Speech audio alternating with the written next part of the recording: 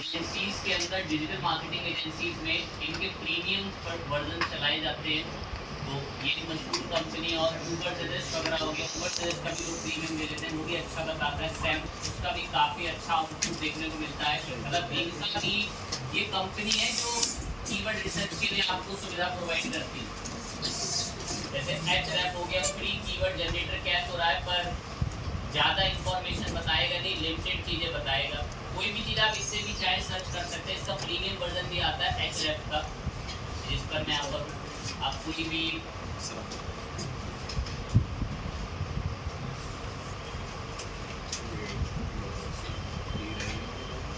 वजन कम करने के टिप्स के ऊपर मैंने इससे पूछा, कीवर्ड को हम लोगों ने सर्च कर दिया, तो आप कंट्री वंट्री देख लेना, इस अकॉर्डिंग आपको कीवर्ड चाहिए हो। ये Href से भी चाहो तो ढूंढ लेना। वैसे इसका वर्जन प्रीमियम में देख सकते हैं, आपको बता ही रहा है, छोटी मोटी जानकारी दे दे रहा है। और बाकी आपसे $29 महीने के ले रहा है। अच्छे खासे आपसे अमाउंट जो है वो चार्ज कर लेगा। तकरीबन आप 1000 रुपये से ऊपर टैक्स वैक्स लगा के आपको इसका 1 महीने का प्लान पड़ेगा।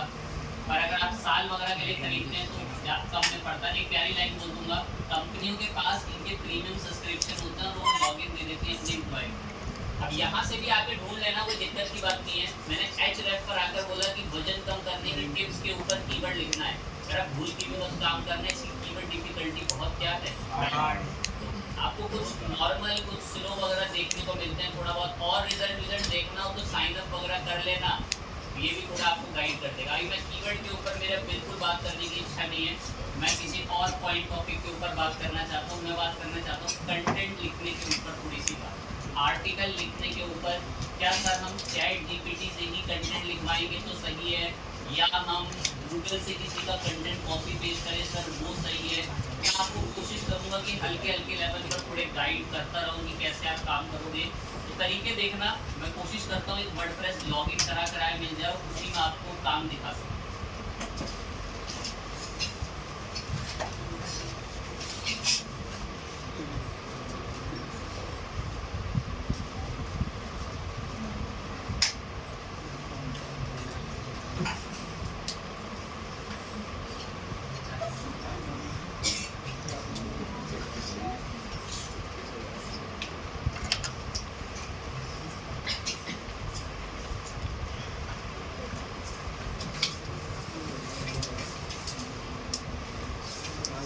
लॉगिन करते ही काफी समय तक हमने इसकी इंस्टॉलेशन देख रखी है। उसके मुझे बच्चा ये बता दे, मैंने लास्ट पहले कोई प्रोजेक्ट बनाया तो उसका नाम क्या था? उसी में काम करूँ, क्या था? बॉट नाम से था। चलो क्या नहीं तो आते हैं उसके चेक कर लेंगे। बॉट है, बॉट था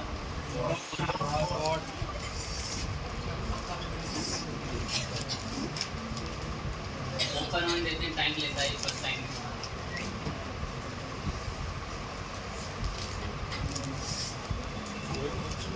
इसी का एडमिन पैनल लॉगिन करते हैं, इसी पे काम कर रहे हैं।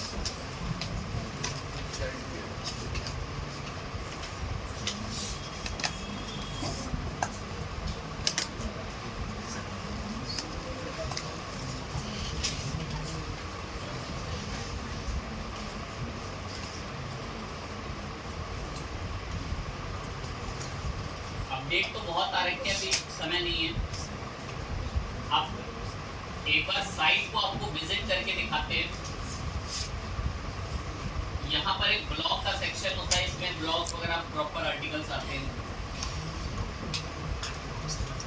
पोस्ट के अंदर ऐड न्यू पोस्ट करने आए, टॉपिक कोई भी हो सकता है। बड़ी प्यारी लाइन सुनना, टॉपिक कोई भी हो सकता है, किसी भी चीज़ के ऊपर हम लोग जो है वो काम करने की शुरुआत कर सकते हैं। देखते हैं किसी एक टॉपिक के ऊपर कुछ पॉइंट सर्च करते हैं।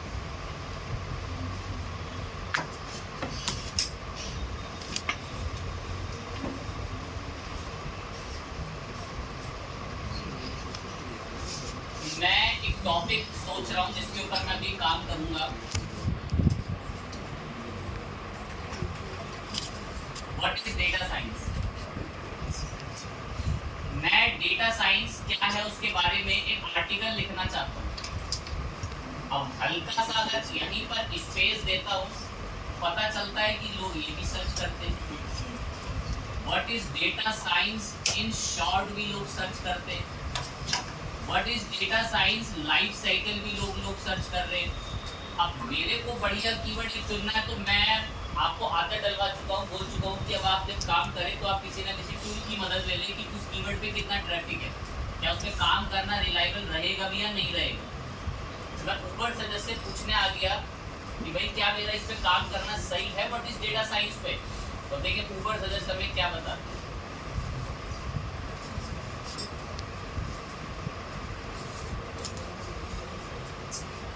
ऊबर सजेस्ट कह रहा है आप काम कर लो व्हाट इज डेटा साइंस पे, इसका मंथली का ट्रैफिक 14,000 का तो तकरीबन 15,000 का अमेरिका से ही है, 90,000 का ट्रैफिक पूरे वर्ल्ड से है। लेकिन जरा भूल के भी काम मत कर लेना इसमें। एसयू डिफिकल्टी कितनी 74 मायने रखता है कि इस पे 74 एसयू डिफिकल्टी तब इस पे काम नहीं करेंगे। लेकिन ये कीवर्ड रिसर्च के टूल बने ही इसलिए होते हैं। अब जब मैं नीचे जाऊंगा थोड़ा सा, हर टूल में अलग अलग तरीके से रिप्रेजेंट करने का तरीका होता है। मैं उसमें सर्च में जब नीचे मोर पे गया कुछ और एनालिसिस करा, नीचे जाते गए कह रहा है ये किंग लोग हैं जो इस पर व्हाट इज डेटा साइंस के ऊपर टॉप पर बैठे हुए हैं। ये लोग हैं जिनके मंथली के किसी आर्टिकल पे 3-3 हज़ार के विजिट आ जाते हैं और इनकी डोमेन अथॉरिटी ये इन स्कूल करके जो भी है स्कूल ऑनलाइन करके तकरीबन 92 की डोमेन अथॉरिटी है, दैट्स व्हाई ये टॉप पे बैठा हुआ है। लेकिन जब मैं नीचे गया तो कह रहा है जरूरी नहीं है कि आप व्हाट इज डेटा साइंस के ऊपर ही वो आर्टिकल लिखो, कह रहा है नीचे आ जाओ। कह रहा है कुछ ऐसे भी पॉइंट्स हैं जैसे इसने दिखाया what is data science rule, कह रहा है इसमें ट्रैफिक 320 का है लेकिन इसकी एसयू डिफिकल्टी कितनी है बस। देखो एक छोटी सी बात सुनना, इसको लेकर 2-1 पे लेवल की काफी डिफिकल्ट बात है। माना इस पे 320 ट्रैफिक है पर जिस हिसाब से टेक्नोलॉजी आने वाले समय में आगे बढ़ेगी क्यों ना अभी से हम लोग उस पर रैंक होकर बैठ जाएं। आपका डेटा साइंस गिरेगा थोड़ी भविष्य में, आगे चल के और बढ़ेगा ही बढ़ेगा। तो लोग अलग अलग तरीकों से उसके बारे में सर्च करेंगे, स्कूल में बच्चों को प्रोजेक्ट्स मिलेंगे तो वो लोग सर्च करेंगे, आपके आर्टिकल में से अपनी फाइलों वगैरह में लिखा करेंगे। तो ऐसा ना सोचे कि अभी उस पर ट्रैफिक कम है, अभी हमें ये दिखा कि उसकी एसयू डिफिकल्टी कम है, मतलब इस पर रैंक होना ज़्यादा क्या है आसान है। अब बाकी आप समझदार हैं, अपना कम एसयू डिफिकल्टी ढूंढना। What is data science use for 31 एसयू डिफिकल्टी है, अलग अलग लैंग्वेज के अंदर what is data science about उनकी बहुत एसयू डिफिकल्टी है, कुछ की बहुत कम है। तो आप कम एसयू डिफिकल्टी वाला कोई कीवर्ड चुनना, उसका आर्टिकल लिखना। मेरा मकसद था कि आपको कोई कीवर्ड दिखाऊं कि जिसकी कम एसयू डिफिकल्टी हो, मैं इसी को टारगेट कर ले रहा हूँ। What is data science rule, मैंने इस कीवर्ड को कर दिया कॉपी। अब मैं सोच रहा हूँ इसी पे काम कर लूँ what is data science rule के ऊपर, भले कितना कम ट्रैफिक क्यों ना हो, पर फ्यूचर में चल के इस पे ट्रैफिक बढ़ेगा, धीरे धीरे लोग इस टेक्नोलॉजी के बारे में और सर्च करेंगे। तो क्यों ना पहले से उस पर रैंक होकर बैठा जा सके। तो मैंने सोचा इस पर आर्टिकल लिख। मैंने क्या करा, अब कुछ बच्चे भी चलिए ठीक है सर आप वर्डप्रेस में इसमें आर्टिकल लिखेंगे, इस टॉपिक के ऊपर आप आर्टिकल लिखेंगे, ऐसे हेडिंग वेडिंग डालेंगे आर्टिकल लिखेंगे। लेकिन सर आपने ये दिखाया है कि कंटेंट लाओ तो चैट जीपीटी से लिख कर लाओ या कहीं से आप उठा लेते हैं कंटेंट, तो वो तरीके गलत हैं। गलत क्यों है, मैं उसका एहसास दिलाना शुरू कर रहा हूँ। मैंने गूगल पे डायरेक्ट लिख दिया what is data science rule. एक इंसान तारीफ कर रहे हैं, देखो ये लोग तारीफ कर रहे हैं डेटा साइंस के रोल की। मैं इसकी वेबसाइट पे गया, अब कुछ बच्चे ये कि सर हमें भी तो इसी पे पोस्ट लिखनी है, इसी टॉपिक पे ये टॉपिक पर पोस्ट लिखनी है ना sir what is data science role, क्यों ना सर इसी की वेबसाइट में से चुरा लिया जाए कंटेंट। कुछ का इस तरीके का भी सोचना है। तो देखो इसमें क्या दिक्कत आती है, मैं किसी दूसरे इंसान की वेबसाइट पे गया, यहाँ से कंटेंट कॉपी करा और अपने नोटपैड एडिटर पे रखा और यहाँ पेस्ट करा, और यहीं से मैंने कंटेंट कॉपी करके अपने आर्टिकल में जाके पेस्ट कर दिया ऐसे नीचे आकर। ये बिल्कुल गलत तरीका है। आप ऐसा कर रहे हो कि गूगल के पास से ही चोरी करके उसी का सामान दोबारा उसी को बेचने जा रहे हो। उसकी एल्गोरिथम डिटेक्ट कर लेंगी कि ये आर्टिकल तो पहले से किसी ने मेरे पास फीड करा रखा है। अब इसको आइडेंटिफाई करने के लिए टूल भी होते हैं, मैं आपको टूल बताता हूँ। टूल है प्लेगरिज्म चेकर, कॉपी और पेन बड़ा सहायता कर रहे होंगे। 3-4 टूल सर्च कर लेंगे प्लेगरिज्म चेकर के नाम से।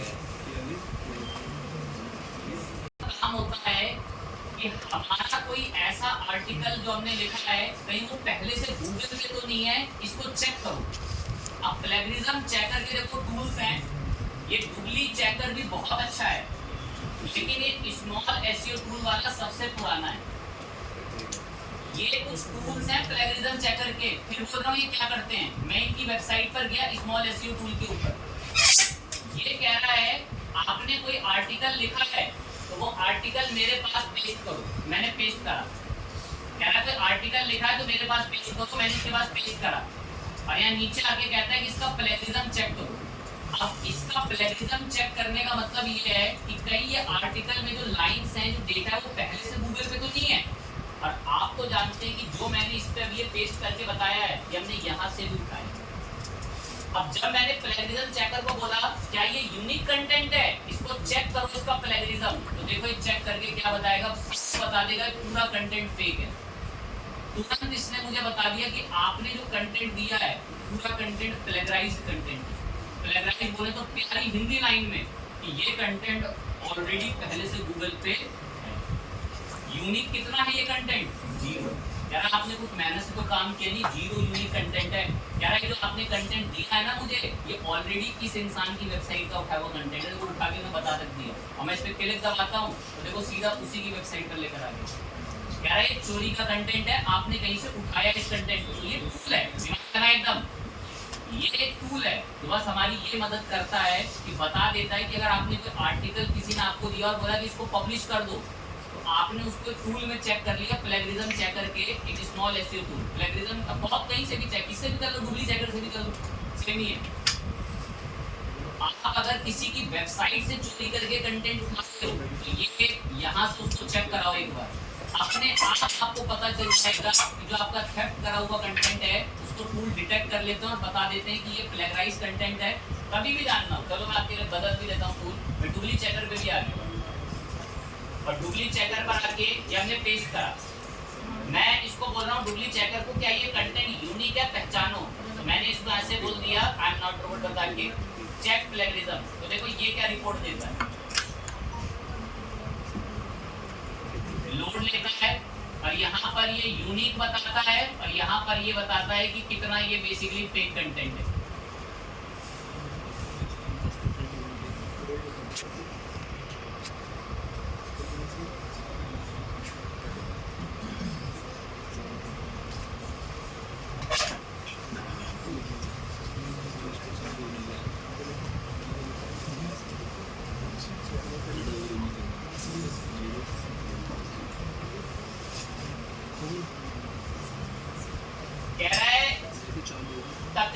तकरीबन ये पूरा कितना परसेंट प्लेगराइज कंटेंट है? 100%। कह रहा है ये कंटेंट जो आप लिखने की सोच रहे हो यूनिक तो ये कितना है? 0। कह रहा है इसमें कोई यूनिकनेस है ही नहीं, ये प्लेगराइज्ड है, ये ऑलरेडी गूगल पे। तो ये टूल है प्लेगरिज्म चेकर, प्लेगरिज्म को चेक करने का। अब कुछ बच्चे चले ठीक है सर हम यहाँ से नहीं उठाएंगे किसी की वेबसाइट से, हम चैट जीपीटी से लिख लेंगे। अब चैट जीपीटी का हाल देखो,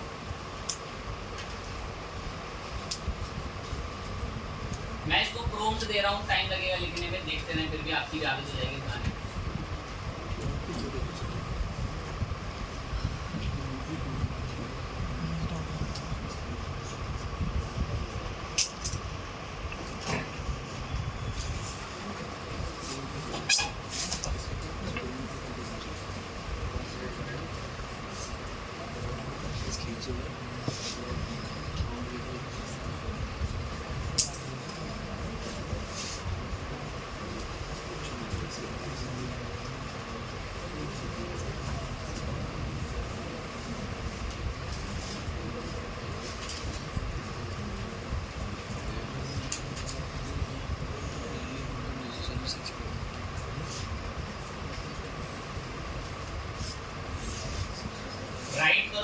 फ्रेंडली आर्टिकल 1000 वर्ड का, लिमिटेड वर्ड्स होने चाहिए सेंटेंस में, यूज करनी है एक्टिव वॉइस, टॉपिक है बट इस डेटा साइंस। ठीक है, सभी चीजें बता दी, एंटर कर दिया। अब कुछ सर ये आर्टिकल बहुत बढ़िया होगा जो चैट जीपीटी ने लिखा, चलो अब इसके हाल चेक करें। इस आर्टिकल को मैं थोड़ा सा यहाँ से जितना भी लिख रहा पहले पर लिख लेने देते हैं।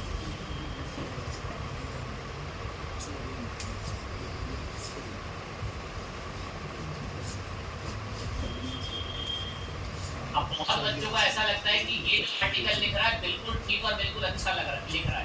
तो देखो चलो मैं आपके लिए इसके आर्टिकल को कॉपी करता हूँ और इसको मैं थोड़ी देर के लिए आपके लिए नोटपैड में भी रखवाऊंगा बकायदा।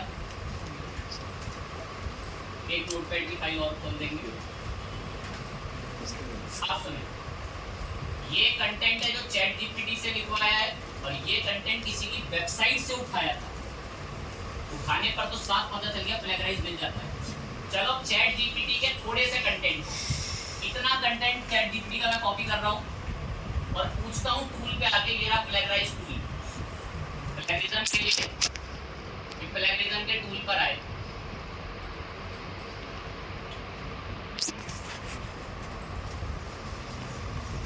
सीधा plagiarism checker small SEO tool वाले पर आए, थोड़ा ज्यादा ट्रस्टेड रखता हूँ।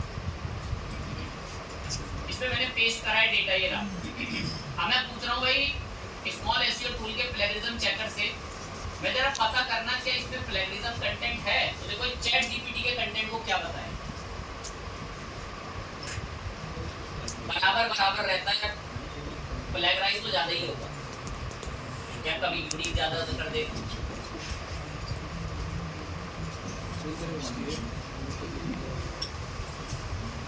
रिपोर्ट रेडी की है, कह रहा है जो आपने चैट जीपीटी से कंटेंट दिया है ना उसमें से सिर्फ यूनिक कितना है, 11% कंटेंट उसको उनको प्लेगराइज बता रहा है। तब भी चैट जीपीटी ने बहुत हद तक अच्छा कंटेंट दे दिया, लेकिन फिर भी उसमें हल्का फुल्का वर्ड ऐसा है जो प्लेगराइज है। स्मार्ट बच्चों के लिए वो भी सही हो जाएगा। एक ही दो, हर एक भी कहाँ स्मार्ट, उसमें भी बड़ी दिक्कत है। कह रहा है ये लाइनें किसी और ने भी यूज कर रखी हैं। स्मार्ट बच्चे जो होंगे हमारे बीच यहाँ पर दो एक ही होंगे, वो इन लाइनों को हटा लेंगे, फिर दोबारा इसको फिर यूनिक करके फिर चेक कर लेंगे। बट इनडायरेक्टली अगर मैं अभी भी बात बोलूँ, चलो माना ये कंटेंट यूनिक है, लेकिन एल्गोरिथम के पास जब ये पहुंचेगा तो एल्गोरिथम पहचानेगी कि ये एआई डिटेक्टेड कंटेंट है, इस कंटेंट को किसने लिख रखा है, तो ये भी एक बड़ी प्रॉब्लम है। आपको ह्यूमनाइज लैंग्वेज में लिखना पड़ता है। अब इसको लेकर मैं एक शब्द बोलूंगा, देखो भाई ये जो कंटेंट लिखने का काम होता है ना आर्टिकल में, ये बकायदा एक फील्ड के लिए बना हुआ और उस इंसान को बोलते हैं कंटेंट राइटर। आप इंटरनेट पे रिसर्च करें, कहीं भी रिसर्च करें, content writer SEO friendly content लिखने का 5 रुपए वर्ड, 4 रुपए वर्ड, डिमांड ज्यादा है 7 रुपए वर्ड। अरे सपोज आपका कोई मसाले की कंपनी है, मसाले का ब्रांड है, अब उसमें 15 तरीके के मसाले हैं। अब वेबसाइट में जब हर तरीके का मसाले का पोस्ट डलेगा तो उसमें नीचे लिखने के लिए जेन्युइन चीजें होनी चाहिए ना, तो वो लोग कंटेंट राइटर से लिखवाते हैं। और जो यूनिक कंटेंट होता है, ये नहीं कि वो कहीं से भी लिखा तो वो भी उठा के है, बट स्टिल उसके पास थोड़ी टेक्निक है, वो उसमें ओवरराइड कर देता है, चीजें बदल देता है, उसकी बड़ी स्मार्टनेस। ये दिखा देते हैं इंटरनेट पे, how much content writer earn in India. मैं पूरा पर गया कि भारत के अंदर एक कंटेंट राइटर क्या अर्न कर लेता है, तो एज अ फ्रीलांसिंग ही वो तकरीबन 1 लाख रुपए तक महीने सिर्फ कंटेंट राइटिंग से ही कमा लेता है। ये कौन लेता है कंटेंट लिखने के लिए? अलग अलग बीसीओ वेबसाइट है, फीवर हो गया, फ्रीलांसिंग हो गया, ये सब। अरे आप देखें, लोग कंटेंट लिखने का 2 रुपए 3 रुपए पर क्या देते हैं, मतलब ये पूरा कंटेंट लिखा है तो एक शब्द लिखने का 3 रुपए दे रहे हैं। अब उसने 300 शब्द लिख दिए तो कितने रुपए मिल जाएंगे, तो 3 रुपए से लगा ले। तो ऐसे ही उन्होंने 300 शब्द लिख दिए, 900 रुपए तो अप्रॉक्स उसी के कमा लेगा। तो इसी तरीके से कंटेंट लिखने पर वो यूनिक होता है, वो कंटेंट यूनिक होता है, इस बात को अंडरस्टैंड करें। मैं आपको 2-3 तरीके यूनिक करने के सजेस्ट तो कर दूंगा, पर वो बड़े टिपिकल हैं, प्रॉब्लम भी दे सकते हैं, रिलायबल भी नहीं है। क्या है वो तरीके, गाइड करते हैं। ये वाला कंटेंट कहाँ का था, वेबसाइट से चोरी किया था, मींस उठाया था, ठीक है। कितना परसेंट फेक है ये कंटेंट, 100% फेक है, मतलब प्लेगरिज्म चेकर कह रहे हैं 100 का 100% उठाया हुआ कंटेंट है। मैं आपको कुछ सजेस्ट करूंगा टूल्स, उसको लेके परेशान नहीं होंगे, सुन लेंगे। एक टूल का नाम है क्विलबॉट। इस टूल है, इस टूल का नाम है क्विलबॉट।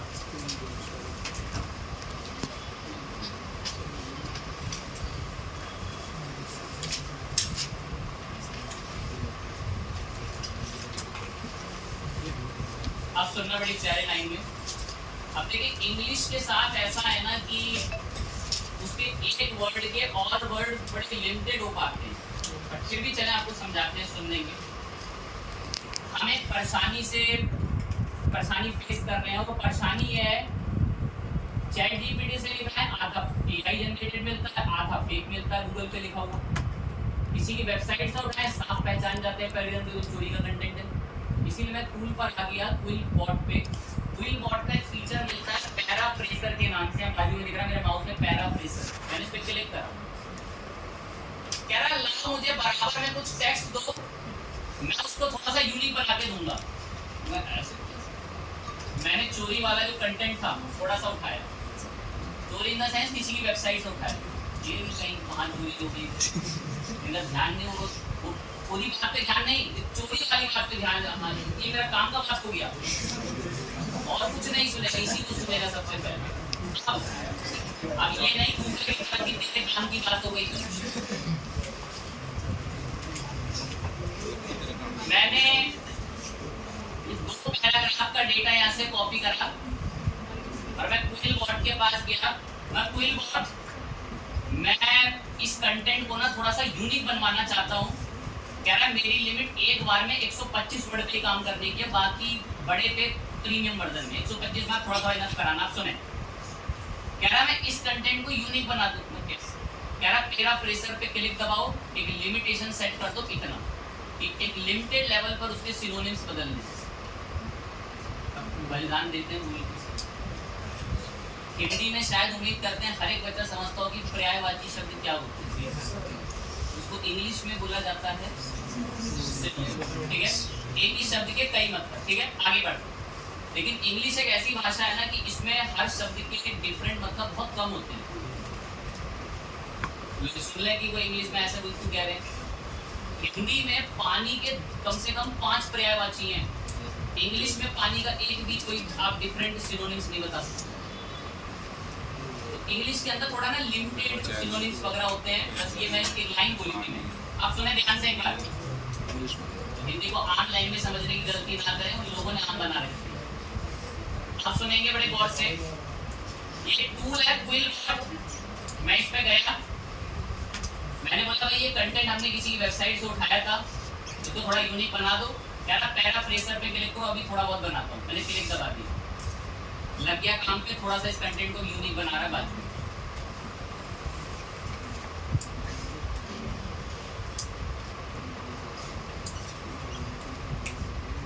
अब इसमें बाजू में जो है वो थोड़ा कंटेंट हमारा यूनिक कैसे बनाए, एक बार उसको पढ़ते हैं और आपको समझाएंगे।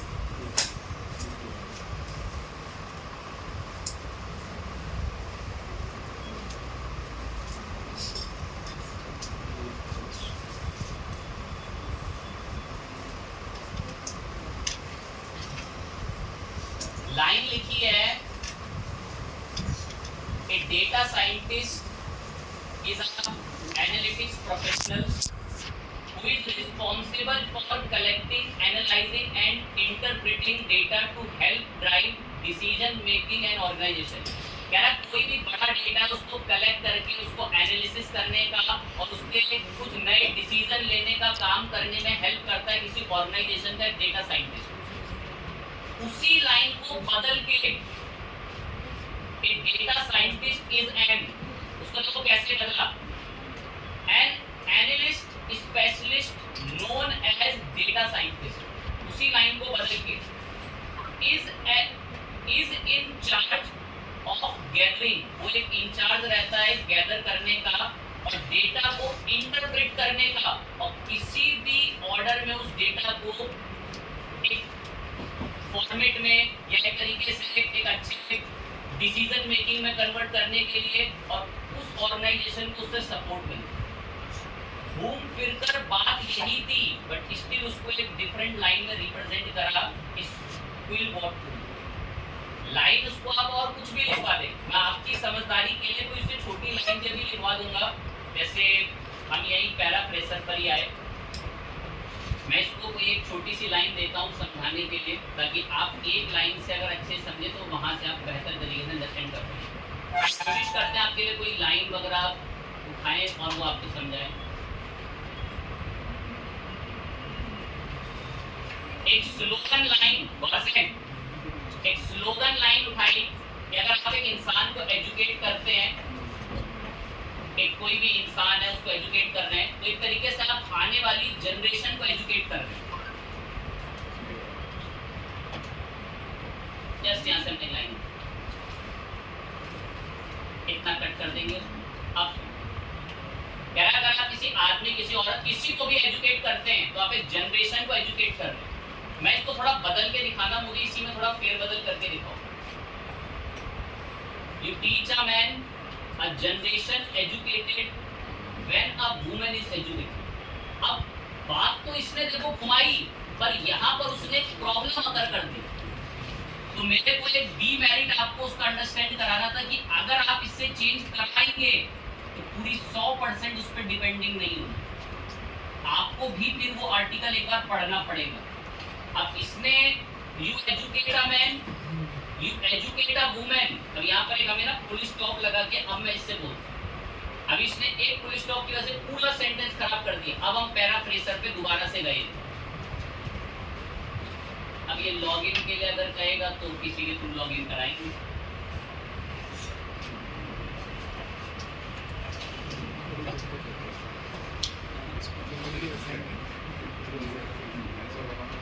किसी दूसरे अकाउंट से कर लेते हैं।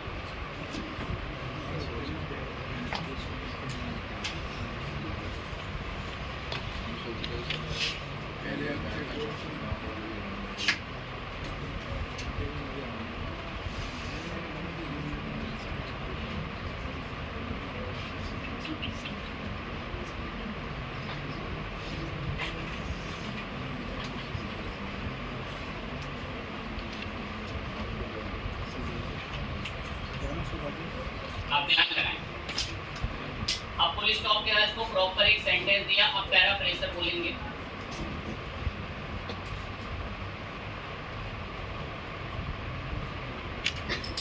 फिर भी वही थी, you educate a man, you educate a women, you educate a generation. अब लाइन थी एक स्लोगन, पर जब इस तक पहुंची तो इसने उसको गलत वे में ट्रीट करके चेंज करा। ये कह रहा है A man educated by you, a woman is educated by you, a generation is educated by you। अब चेंज तो करके दिया, पर उसके मीनिंग को पूरी तरीके से डिफरेंट वे में रिप्रेजेंट कर दिया। मतलब घूम फिर के वही है। ऐसा समझ लें, एक इंसान बोल रहा है कि डेटा साइंटिस्ट लोग बहुत हाई डिमांड में हैं। सिंपल बात है, एक लाइन ऐसे लिखी हुई है कि डेटा साइंटिस्ट लोग बहुत हाई डिमांड में है। क्विक बॉट लिखकर दे देगा कि डेटा साइंटिस्ट लोगों की बहुत ज्यादा जरूरत है। घूम फिर के मतलब एक ही रहेगा, बस क्विक बॉट उसको चेंज कर देता है। पर मैं अभी भी एक लाइन बोलूंगा, भाई इसके अंदर भी फ्लॉज मिलेंगे, प्रॉब्लम्स मिलेंगी। हो सकता है कि किसी लाइन मीनिंग को बहुत चेंज कर दे। मेरा जो गोल था ना, बस आपको ये बताने का था कि अगर आपने ये पैराग्राफ इसको दिया और जब इसे पैराफ्रेजर में चेंज कराओगे तो ये बदल तो देगा हर एक का मतलब, बदल तो देगा हर एक का मतलब। और अगर आप किसी को चेंज भी करना चाहो तो वो भी चेंज करता है। A data scientist is an analytics professional, सीधा बोल रहा है an analyst specialist known as data scientist। अब एनालिस्ट स्पेशलिस्ट नोन जो लिखा है ना, इस पे क्लिक करके स्पेशलिस्ट पे, स्पेशलिस्ट की जगह क्या भी लिख सकते हो, ऐसे भी। गैदरिंग मतलब कुछ पाना, गैदर करना। आप गैदर की जगह पे कलेक्टिंग एंड एनालाइजिंग भी, एनालाइज भी यहाँ पर कर सकते हैं। तो क्विल वर्ड आपके लिखे हुए वर्ड्स को बदल के आपको दे देता है। लेकिन अब एक पॉइंट के लिए प्रिपेयर, इतना कंटेंट ध्यान लगाना, इतना कंटेंट था हमारा वेबसाइट से उठाया हुआ। मैं पहले इतने कंटेंट को कॉपी करते हैं और एक बार प्लेगरिज्म चेकर से इसको चेक कराएंगे। इतना कंटेंट हमने कॉपी करा और ये आ गया प्लेगरिज्म चेकर। इतने को पहले एक बार चेक करा,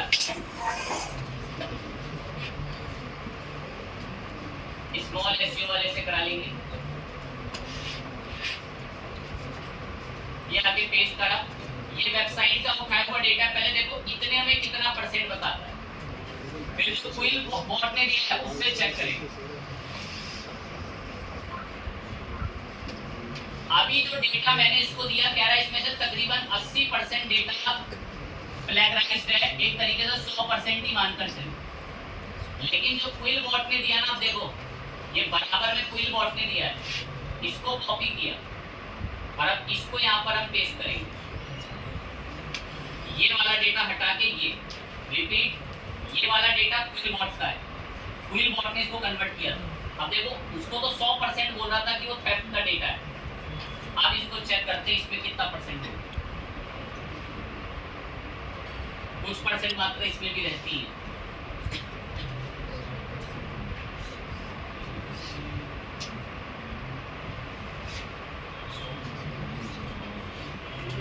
हमने क्विल बॉट से घुमाया, वो पूरा डेटा इसकी नजर में अब किस तरीके का डेटा है। लेकिन मैं आपको यही एक लाइन बोलूंगा, इसको दो एक बच्चों के लेवल में समझी जा सकती है।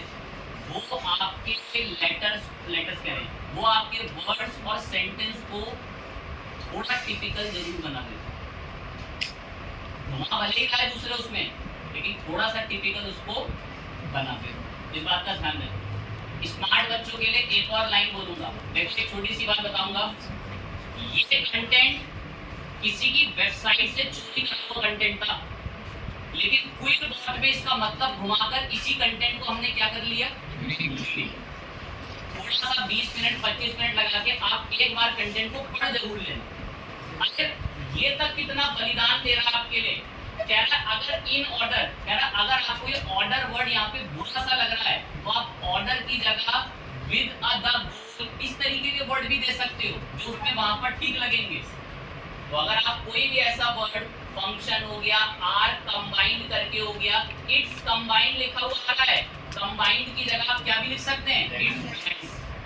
तो यहाँ से भी बदल लिया आपने वर्ड्स अगर आपको ऐसा लग रहा है, बट स्टिल आपको उसके लिए आर्टिकल पढ़ना पड़ेगा और आप चाहेंगे कि बिल्कुल ही मिल जाए पका पकाया तो थोड़ा मुश्किल है। अब एक और तरीका बताऊंगा कंटेंट को यूनिक बनाने का, ये थोड़ा बहुत ये भी बनाता है, थोड़ा बहुत कंटेंट यूनिक ये भी बनाता है। कौन सा तरीका सुनना, पहले कर देखें। आप जानते हैं कि ये कंटेंट मैंने किसी की वेबसाइट से उठा रखा है।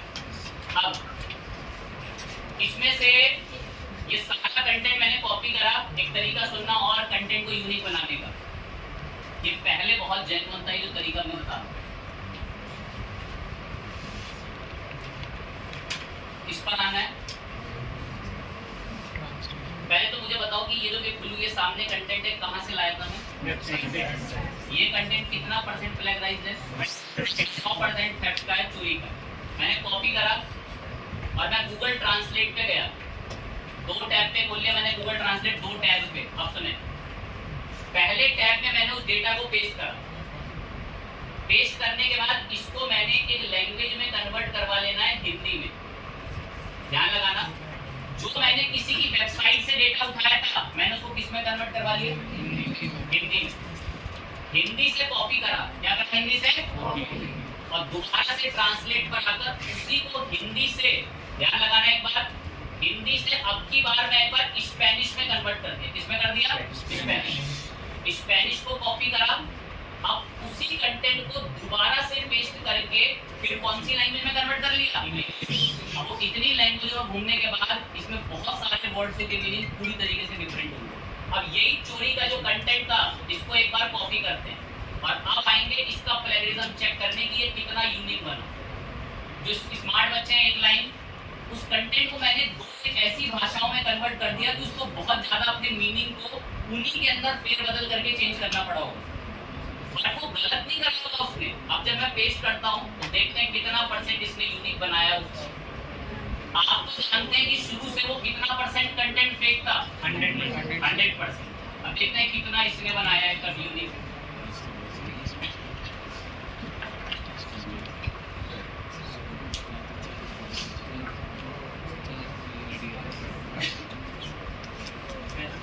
कितना परसेंट यूनिक बनाया, तो आप या तो 2 से 3 लैंग्वेजों में और घुमाना, देन जाकर वो कंटेंट को बहुत हद तक यूनिक बनाया जा सकता है। ये भी एक कंटेंट को यूनिक बनाने का तरीका बहुत पॉपुलर पहले चला करता था। या आप किसी दूसरे के कंटेंट को ऐसे हिंदी में भी करके गूगल वगैरह पे पब्लिश कर सकते हैं, ये भी एक जेन्युइन तरीका माना जाता है। पर वो लोग हिंदी के आर्टिकल्स पढ़ते हो लोग, इंग्लिश के हर लोग इसलिए लिखते हैं क्योंकि इंटरनेशनल लैंग्वेज है, हर किसी को समझ में आता है। तो आर्टिकल्स लिखने के लिए आपको प्लेगरिज्म चेकर से प्लेगरिज्म चेक करना आता हो, और एक दो टूल और भी आते हैं, और टूल्स में आपको दिखा देते हैं।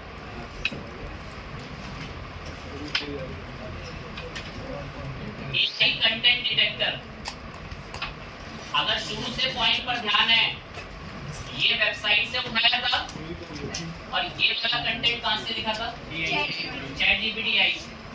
अब पता है इसको भी डिटेक्ट करने के टूल्स आते हैं। ये देखिए, ये कंटेंट कॉपी किया, अब मैं AI कंटेंट डिटेक्टर पे गए, दो एक वेबसाइट बोल देंगे, यहाँ पे एक लाइन बोल के थोड़ा सा बात करूंगा। अभी गूगल पर AI कंटेंट को डिटेक्ट करने के लिए जो टूल्स हैं उतना बेहतर काम नहीं करते जितना उनको एक्यूरेट रिजल्ट देना चाहिए। रिपीट बात सुनना, गूगल पर अभी जितने भी टूल्स अवेलेबल है ना जो AI कंटेंट को डिटेक्ट करते हैं, वो उतना बेहतर काम नहीं करते जितना भी उन्हें करना चाहिए। मतलब एक 50% तक ही सही बताते हैं, ऐसा मान के चलो। किसी ऐसे पर आते हैं जो काफी बड़ा डेटा एनालिसिस करता हो, ये भी जैसे AI कंटेंट डिटेक्ट करता है। इस पर आकर ये देखें, ये चैट जीपीटी का इतना कंटेंट कॉपी करते हैं और यहाँ इसको पेस्ट करा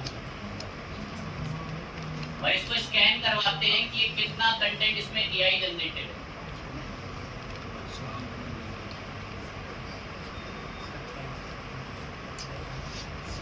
AI कंटेंट फाउंड कितना परसेंट है, मतलब इसमें जो कंटेंट लिखा हुआ है वो AI ने तकरीबन 100% AI का लिखा हुआ है। लेकिन पता है गड़बड़ क्या है, गड़बड़ में देखो, सुनो बताता हूँ क्या है।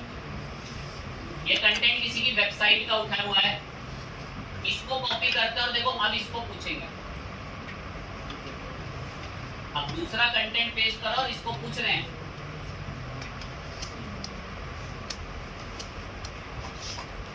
इसी पर ही आके पूछेंगे इस टूल पे।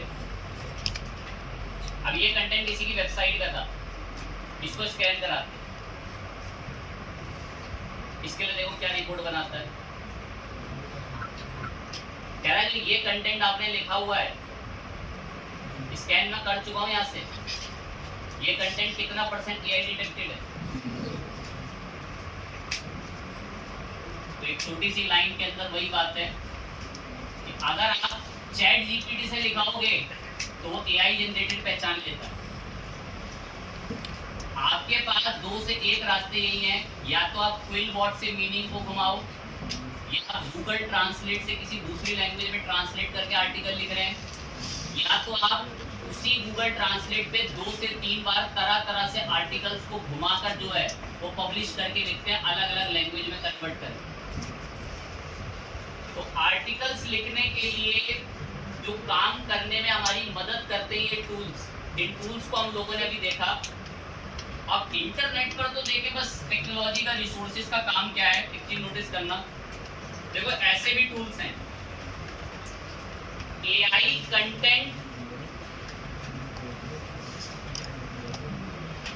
कंटेंट को किसमें कन्वर्ट कर देगा, ह्यूमन कंटेंट में। ऐसे भी टूल्स हैं। अब ये ह्यूमनाइज वगैरह में करने के लिए देखो टूल्स बैठे हुए हैं, ये कहते हैं आप हमारी मदद ले लीजिए और कंटेंट हमें बताइएगा, जो भी कंटेंट होगा हम उसको ह्यूमन लैंग्वेज में कन्वर्ट कर देंगे। कोई एक, अब जैसे ये वाला टूल है, ये कह रहा है आप हमारे को कोई कंटेंट बताइए, हम उसको ह्यूमनाइज में कर देंगे। अब एक बार चेक करते हैं, आपके लिए ध्यान लगाना है स्क्रीन पे, इतना सारा डेटा हम लोग कॉपी करेंगे जो कि चैट जीपीटी का था, किसी भी टूल पे आ जाओ और यहाँ इसको भी पेस्ट करो, मैं इसको बोला ह्यूमनाइज में कन्वर्ट करो। अब देखो इसको ह्यूमनाइज में कन्वर्ट करने के लिए क्या क्या करता है, साइन अप के लिए ना कराए। अब देखो इसने इसी डेटा को किसमें कन्वर्ट करा, ह्यूमन लैंग्वेज में।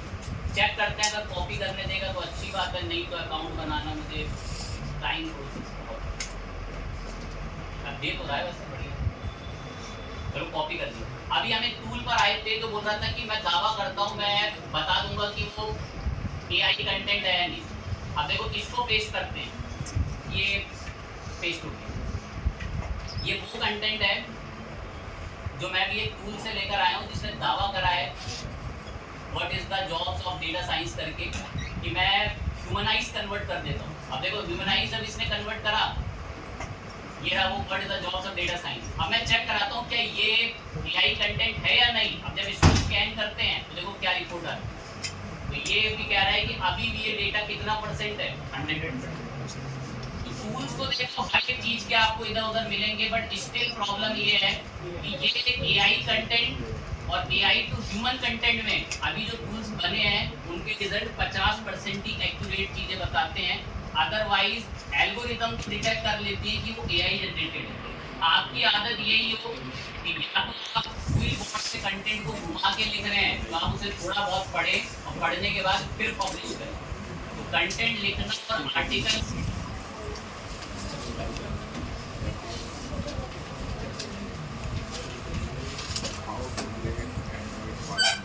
मैंने गूगल पे एक छोटा सा सर्च करा, how to break Android pattern lock.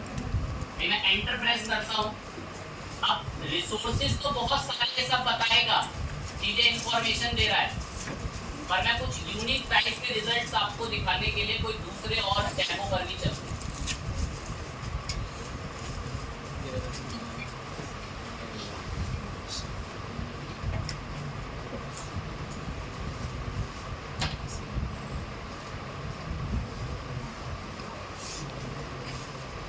इसी का मैं वेट कर रहा था थोड़ा सा।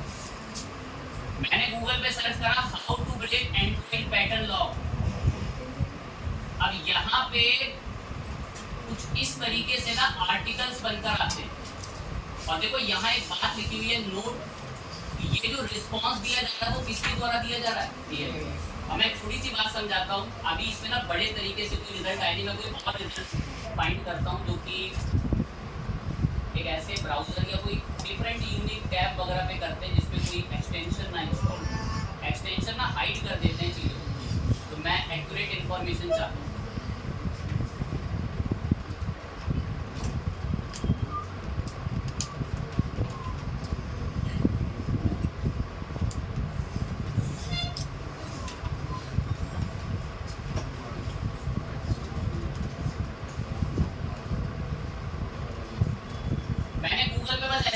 सर्च करिए how to model Excel sheet data. देखो यहाँ तो आंसर आ ही रहा है, और नीचे लोगों के ब्लॉग्स भी आ रहे हैं, लिंक्स भी आ रहे हैं, लोगों ने अपने आर्टिकल वीडियो में समझा के रखा है। पर यही से अगर हम एक पॉइंट देखें तो आज के टाइम पर गूगल में अब इन रिजल्ट्स के अलावा यहाँ भी रिजल्ट्स आने शुरू हो चुके हैं, और इनको अगर मैं हल्के पॉइंट शब्द में समझाऊं तो यहाँ से अगर आप इसके बारे में थोड़ा इंफॉर्मेशन लर्न करेंगे या जानेंगे तो यहाँ लिखा हुआ है this overview was generated by the help of AI.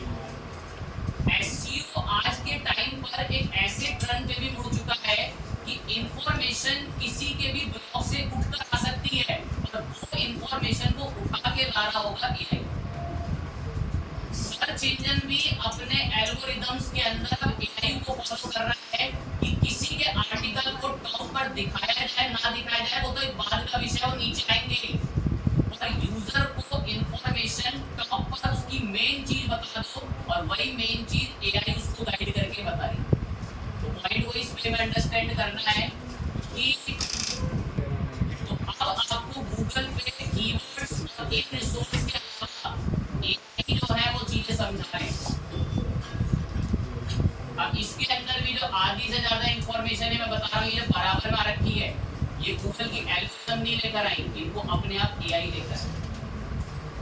तो आर्टिकल्स लिखने के लिए क्या क्या रूल है, क्या क्या पैटर्न है, एआई जनरेटेड कैसे पहचाना जाता है, प्लेगराइज्ड कैसे पहचाना जाता है, या उसको चेंज करना हो तो कोर्स की कैसे मदद लेनी है, वो सारे टूल्स आज हम लोगों ने दिया है, तो बहुत सारे डिस्कस करेंगे। अब इसके बाद हम वेबसाइट को सबमिट करने पर हम नेक्स्ट की बात करेंगे।